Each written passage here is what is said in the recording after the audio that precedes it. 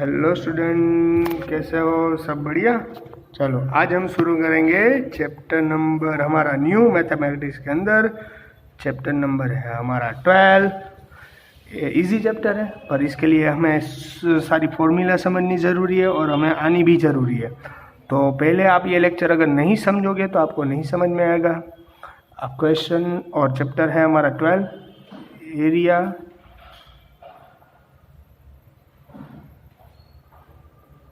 areas related to circles। Area related to circles यानी circle के area पर पूरा चैप्टर हमारा रहेगा। तो आपको इस चैप्टर के अंदर सर्कल रिलेटेड सभी बातें जो होगी वो सर्कल रिलेटेड होगी। तो सर्कल की आपको पूरी जानकारी होना ज़रूरी है, इसलिए पहला लेक्चर है वो हमारा सिर्फ फॉर्मूला पर रहेगा। हम नेक्स्ट लेक्चर से शुरू करेंगे। रेडी? तो ये पहला लेक्चर है हमारा सर्कल पर पूरा रिलेटेड है, यानी area related circles. Area related circles है तो आपको पता है कि एरिया रिलेटेड सर्कल कैसे होता है, तो मैं आपको एक्सप्लेन कर रहा हूँ यहाँ पर एरिया रिलेटेड सर्कल कैसे होता है। कि समझ लो कि एरिया है सर्कल का पाई आर स्क्वायर। क्या है? Pi R square. ये पूरा सर्कल है।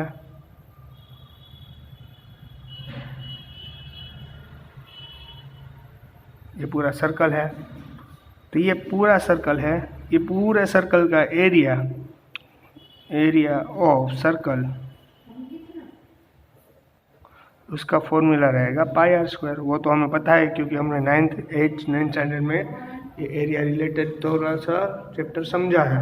तो एरिया रिलेटेड यानी एरिया ऑफ सर्कल यानी कि पाई आर स्क्वायर। इस पूरे सर्कल का एरिया पाई आर स्क्वायर। अगर आपको बोले कि इसका यानी हाफ सर्कल जितना दिख रहा है आपको, ये हाफ सर्कल है, इसका एरिया कितना होगा?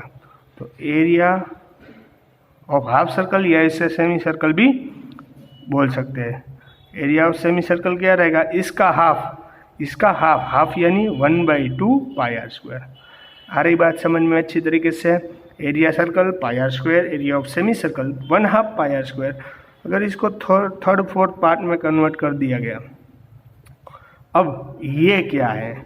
कोई भी सर्कल है उसको जो हाफ से कंप्लीट करता है, मैंने बोला कोई भी सर्कल है उसको अगर हाफ कर दिया जाए और वो जो हाफ बनने के लिए जो नीचे जो ये बनेगा, ये पूरी लाइन को बोलेंगे डायामीटर। क्या बोलेंगे हम? डायामीटर। रेडी? तो डी यानी डायामीटर। डायामीटर कैसे बोलते हैं? If any circle cut into 2 parts then remaining parts at the down side of the circle so it's called to diameter. आई बात समझ में? क्या बोल रहा हूँ? डायामीटर किसे कहा जाएगा वो पता चल गया। डायामीटर यानी पूरी भाग को क्या बोलेंगे हम? डायामीटर। डायामीटर को इंग्लिश में स्मॉल डी से रिप्रेजेंट करना है हमें यहाँ पर। रेडी? आई बात समझ में कि नहीं आ रही बात समझ में? इसमें किसी को कुछ दिक्कत, डाउट या कुछ क्वेरी हो तो बोल देना। ओके, डायामीटर समझ में आ गया किसे डायामीटर बोलते हैं। चलो डायामीटर का हाफ करो, यानी समझ लो कि ये पूरा सर्कल था, ये पूरा सर्कल है आपके पास। रेडियस ये पूरा जो होता है वो उसे डायमीटर बोलते हैं। ये हाफ जो बनता है उसे हम बोलेंगे रेडियस। क्या बोलेंगे? रेडियस। तो रेडियस की डेफिनेशन क्या है? In the centre of circle any point, we take any point on the circle and we make the one R, so is equal to radius. Radius की सेंटर से एक point से किसी भी पॉइंट, सर्कल से कोई भी पॉइंट ले लो, इसको भी रेडियस बोलते हैं। इस पॉइंट से यहाँ तक जाओ तो इतने डिस्टेंस को भी हम रेडियस ही बोलेंगे। रेडी? यानी ये रेडियस और ये रेडियस दोनों का माप कैसा होगा, नाप कैसा होगा? सेम। अब रेडियस कहीं पर भी बना सकते हो, ऐसा नहीं कि यहाँ पर ही बनाना। यहाँ पर इसको सेंटर, इसको भी रेडियस बोलते हैं, पर ये सेंटर से पूरा अगर होता है तो उसे डायमीटर बोलते हैं। आई बात समझ में अच्छी तरीके से? यानी डायमीटर, अगर हमें डायमीटर का रेडियस निकालना है, डायमीटर को हाफ कर दो, डायमीटर यानी रेडियस, 2 बार रेडियस करो, ये आर, दूसरी भी आर करो, तो आर प्लस आर यानी 2r हो गया। 2r यानी पूरा डायमीटर, आई बात समझ में। हाफ आर और ये हाफ आर पूरा कंबाइन करो तो 2r बनता है, यानी diameter is equal to 2r। Ready. अगर आपको डायमीटर दिया गया हुआ है पर रेडियस नहीं दी गई हुई है और आपको रेडियस चाहिए, तो रेडियस कैसे मिलेगी? आर को वेरिएबल बनाओ, इसमें से ऑपोजिट साइड है न्यूमिनेटर और साथ में डिनोमिनेटर, यानी कि डायमीटर को 2 भाग में कन्वर्ट करो तो बन जाएगी रेडियस। आ रही बात समझ में? R is equal to D divided by 2, तो ये बन गई हमारी रेडियस। आ रही बात समझ में? पहले तो रेडियस किसे, क्योंकि यहाँ पर आर दिया गया हुआ है ना, यहाँ पर आर कैपिटल भी दिया जाएगा, कभी भी स्मॉल भी दिया जाएगा, आपको समझना है। डायमीटर को डबल करो, सॉरी डायमीटर चाहिए तो रेडियस को डबल करो तो डायमीटर मिलेगा, और रेडियस चाहिए तो डायमीटर को हाफ करो, यानी क्या मिल जाएगा? रेडियस। आई बात समझ में? ये चलो एक और बार मैं आपको बता देता हूँ कि समझ लो कि ये सर्कल है। अगर आपको पूछे एरिया ऑफ सर्क्यूमफ्रेंसिस ऑफ सर्कल्स, तो आप क्या करोगे? मैं आपको एक्सप्लेन कर रहा हूँ, ध्यान रखना। फिर भी अगर आपको कुछ दिक्कत या डाउट रहे तो मुझे पूछ लेना। ओके, सर्क्यूमफ्रेंसिस ऑफ सर्कल वो क्या है? सर्क्यूमफ्रेंसिस ऑफ सर्कल वो क्या है? यहाँ है, मैं यहाँ पर लिखता हूँ सर्क्यूमफ्रेंस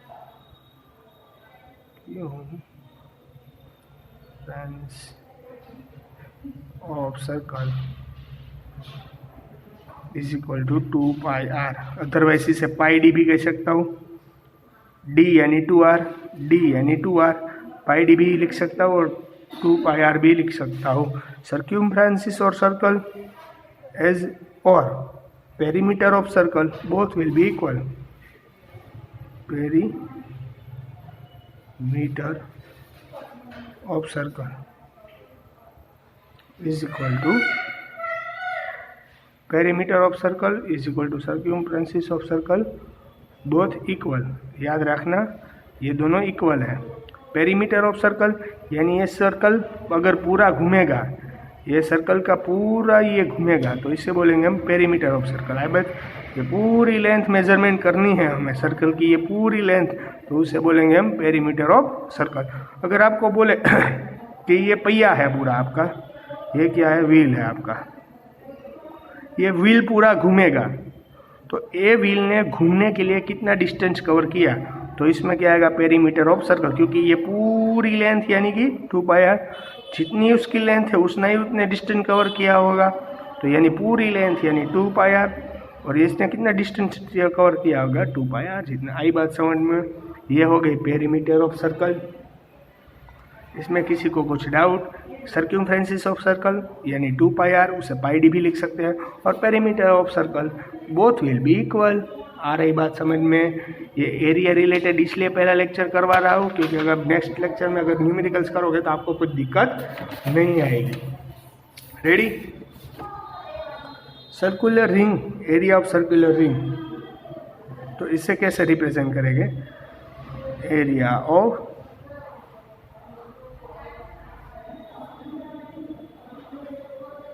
सर्कुलर रिंग।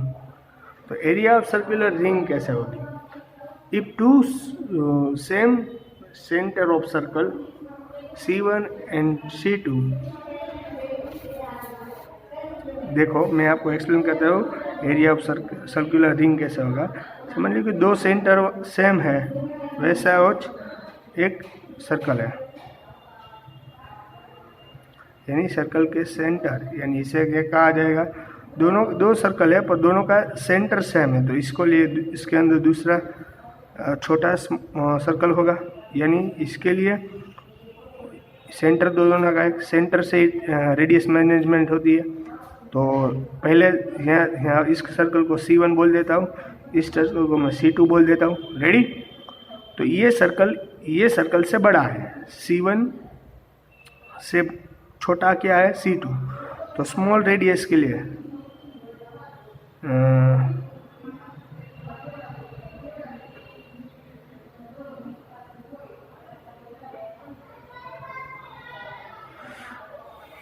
रेडी।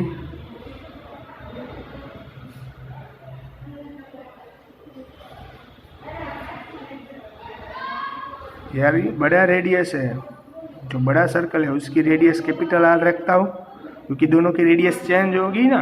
क्यों? क्योंकि दोनों का सर्कल का सेंटर सेम है पर लेंथ दोनों की डिफरेंट है, इसके लिए इसको कैपिटल आर, बड़े सर्कल की रेडियस को कैपिटल आर और स्मॉल सर्कल के रेडियस को स्मॉल आर से रिप्रेजेंट किया जाता है। रेडी? ये सर्कुलर रिंग का एरिया कैसे फाइंड होगा कि अगर ये पूरी रिंग है, ये पूरा सर्कल है, उसमें से ये हाफ सर्कल निकाल दो तो कौन सा पोर्शन बचेगा? ये पोर्शन बचेगा। आ रही बात समझ में?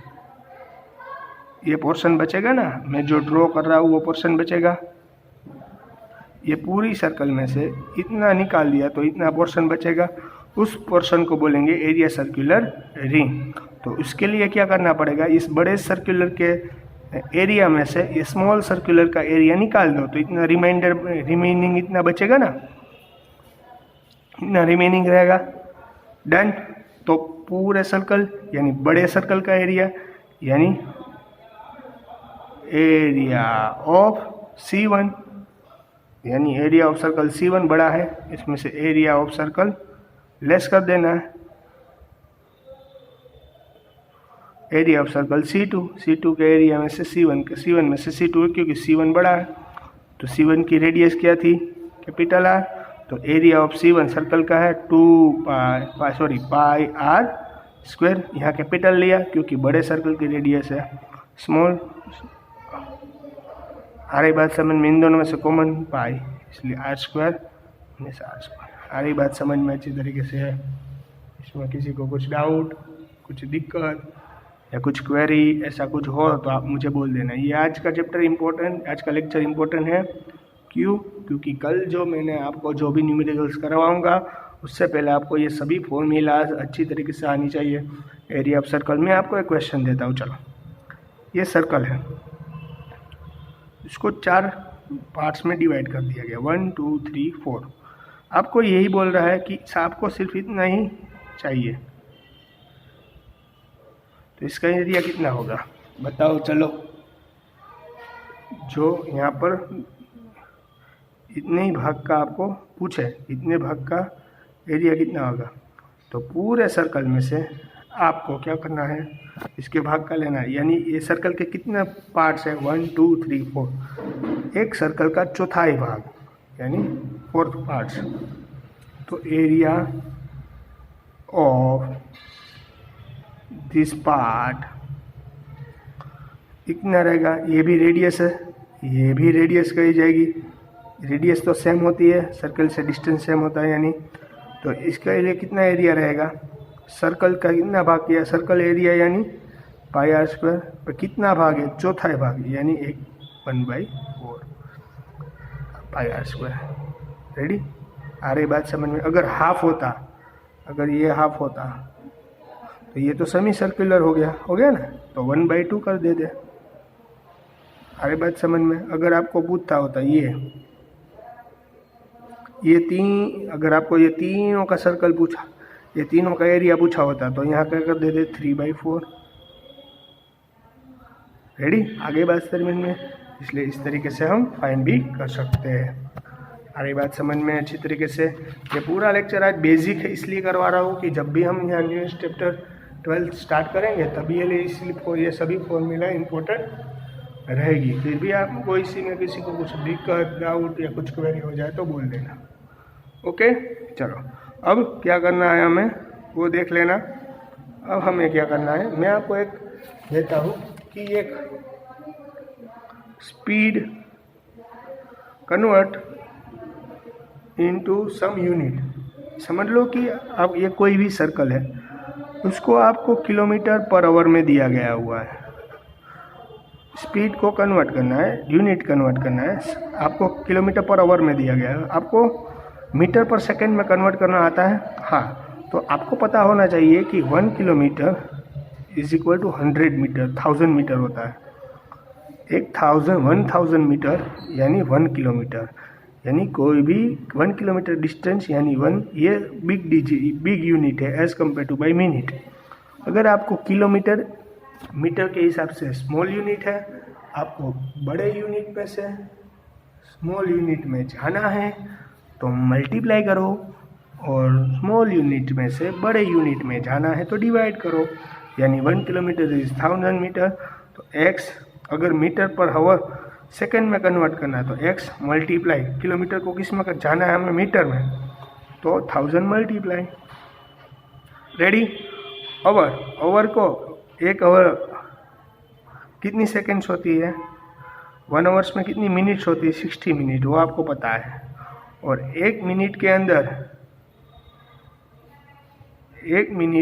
कितनी सेकेंड होती है, 60 सेकेंड। रेडी, आ रही बात समझ में। तो 1 आवर के अंदर कितनी सेकेंड्स होगी, 3600 सेकेंड। एक आवर के अंदर कितनी सेकेंड होती है, 3600 सेकेंड्स। एक आवर के अंदर 6 मिनट होती है और एक मिनट के अंदर 16 सेकेंड। आई बात समझ में। तो एक आवर के अंदर 3600 सेकेंड होती है। तो आवर को हमें किस में करना था, सेकेंड में, तो 3600 सेकेंड। तो ये हो गया metre upon second. Ready, kilometre में से ऐसे मीटर अपॉन सेकेंड में कन्वर्ट कर सकते हो। आ रही बात समझ में। आपको यूनिट चेंज करना भी पता होना चाहिए, क्योंकि यहाँ पर जो भी न्यूमेरिकल्स आएंगे उसी तरीके से होंगे। अभी आपको कुछ और भी एरियाज को रिलेटेड ध्यान रखकर ये फॉर्मूलाज आगे बननी है, पर मैं आपको बताऊंगा किस तरीके से कौन सी फॉर्मूला कहाँ यूज होगी। पहले तो ये सर्कल की फॉर्मूला थी, 12.1 है, ये हमारा पूरा इसी पर डिपेंड है। फिर हम माइनर सेगमेंट देखेंगे, segment of circle, minor segment आएगा, मेजर सेगमेंट आएगा। रेडी, माइनर सेक्टर किसे कहा जाएगा, मेजर सेक्टर किसे कहा जाएगा, वो मैं सब आपको एक्सप्लेन करूँगा। पर उससे पहले हमें क्या समझ था वो मैंने समझा दिया आपको। ये फॉर्मूला इंपॉर्टेंट है, तो आज की जो भी फॉर्मूला है वो 3 बार 4 बार लिख लेना, 5 टाइम लिखो, I don't have any problem, पर आपको समझ में आनी ज़रूरी है। ओके, चलो good bye and take care.